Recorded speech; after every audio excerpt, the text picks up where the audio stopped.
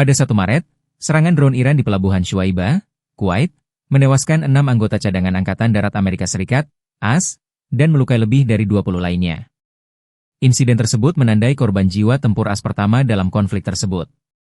Menteri Perang AS PT Hexet mengatakan bahwa sebuah drone penyemprot Iran telah melewati pertahanan udara dan menerobos masuk.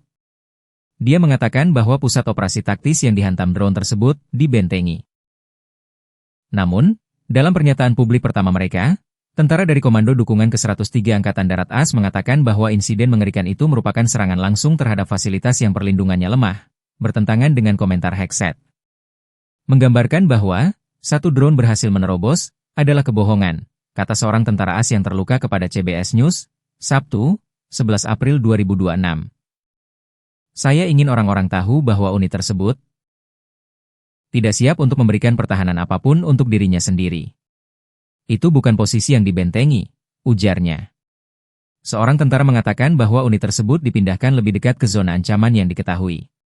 Unit logistik Angkatan Darat dipindahkan ke pangkalan yang berada dalam jangkauan drone dan rudal Iran. Pasukan AS telah berlindung di pagi hari setelah peringatan serangan rudal, tetapi sinyal aman dikeluarkan tepat sebelum serangan terjadi. 30 menit setelah sinyal tersebut, drone Iran menghantam kompleks dan menyebabkan kerusakan yang meluas. Semuanya bergetar, kenang seorang tentara AS, rasanya seperti yang Anda lihat di film. Telinga Anda berdengung, ada debu dan asap di mana-mana.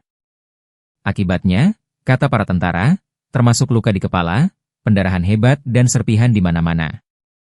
Bahkan setelah serangan, upaya penyelamatan lemah.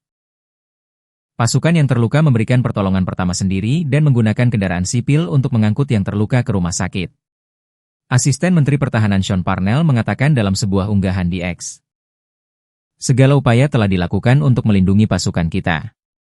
Seorang pejabat AS mengatakan kepada Reuters sebelumnya, bahwa tidak jelas apakah ada pertahanan udara yang terpasang, tetapi tidak ada alarm yang berbunyi saat drone Iran mendekat.